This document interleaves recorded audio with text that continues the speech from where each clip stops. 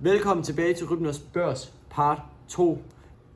Er du stor investor og i tvivl om, hvad du vil investere i, så lidt efter her.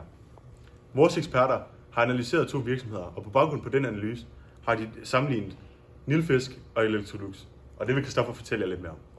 Både Nilfisk og Electrolux, de arbejder inden for de her rengørings- og husholdningsapparater. Og det her gør dem selvfølgelig sammenlignelige.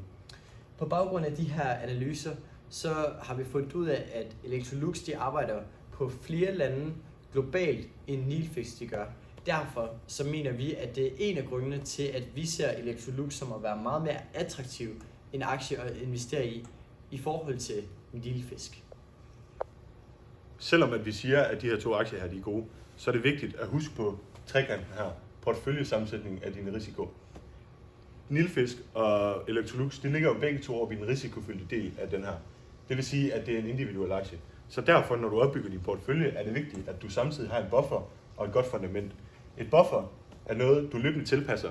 Så det vil sige, at for eksempel lige nu, hvor der er krig alle de forskellige steder, så kan du måske have nogle våben-ETF'er eller nogle våbenfonde. Og nede i dit fundament, der finder du en aktie, der er sikker, der holder dine penge i lang tid, og som stille og roligt vil gro. Den køber du, og den beholder du. Så det er vigtigt at se på trekanten her, og se, hvad du skal have mest af. Hele din portefølje skal ikke være bygget op af Nilfisk og Electrolux. Jamen, altså i en dybdegående analyse kan vi jo se, at den har haft et kæmpe fald, men alligevel så har den steget igen helt op til det samme, som den var før. Og det mener vi jo selvfølgelig er skyldes corona. Mange mennesker var hjemsendt. Selvfølgelig var der høj efterspørgsel på rengøringsprodukter. Hvis vi derimod kigger på Nilfisk Holdings kurs, så kan vi se, at de oplevede ikke den samme efterspørgsel i coronatiden. Udover det er den gradvist faldet. Så derfor vil vi ikke rådgive folk til at købe ind i den her virksomhed. Dog er der ikke kun ulemper ved Nilfisk. Det er en stærk virksomhed, som også er til stede i over 100 lande og arbejder inden for blandt andet B2B. Men hvis man kigger på Electrolux, så er det altså også en virksomhed, der er til stede i flere lande globalt. Og derover så opererer de inden for både B2B og B2C-markedet. Så på den måde så mener vi igen, at Electrolux er en mere attraktiv virksomhed at investere sig ind i Nilfisk, som det er lige nu. Udover det, så er Electrolux også for hele tiden at holde sig opdateret og løbende lave innovation på deres produkter. Nilfisk holder sig lidt til det, de kender bedst, altså at lave de her støvsuger her, som rengøringsdamerne bruger på de forskellige arbejdspladser. Hvorimod Electrolux hele tiden sørger for at innovere deres produkter og gøre dem bedre og bedre. Når du som storinvestor har et rådighedsbeløb på 10 millioner, så foreslår vi dig at lave vores 1-3-6 løsning.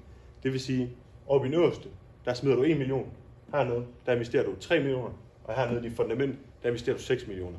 Grunden til, at vi gør det, det er fordi, at vi skal sørge for at sprede dine penge så bedst muligt. Så det vil sige heroppe 1 million til de meget volatile aktier. Hernede, der har vi 3 millioner til de aktier, som du løbende tilpasser. Og hernede, der har vi 6 millioner til, som dit fundament, som gør, at det hele tiden gror. Herover for at være mere specifik, der foreslår vi dig at investere i Electrolux og Lockheed Martin, siden at vi lige nu er i krig, og der selvfølgelig hele tiden skal våben ud. Ved bufferen der, så tænker vi sådan noget som C25, hvor du ligesom er dækket ind ved de 25 største aktier på børsen.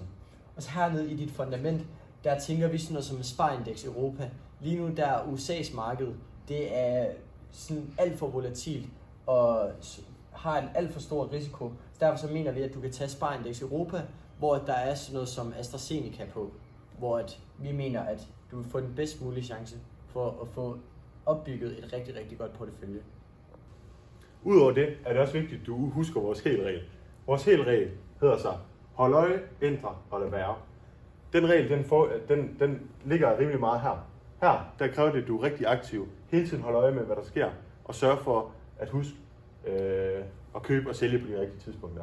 Hernede, der skal du huske at holde øje, lave løbende tilpasninger. Hvis du ser, at Trump han kommer med en ny told på europæiske varer, så er det nok en bedre idé at risikosprede lidt mere og investere ind i noget andet end kun europæiske varer. Og hernede, der er det en køb og behold. Hernede, der køber du den og beholder den, og sørger for, at renteeffekten bliver ved med at få dine penge til at vokse.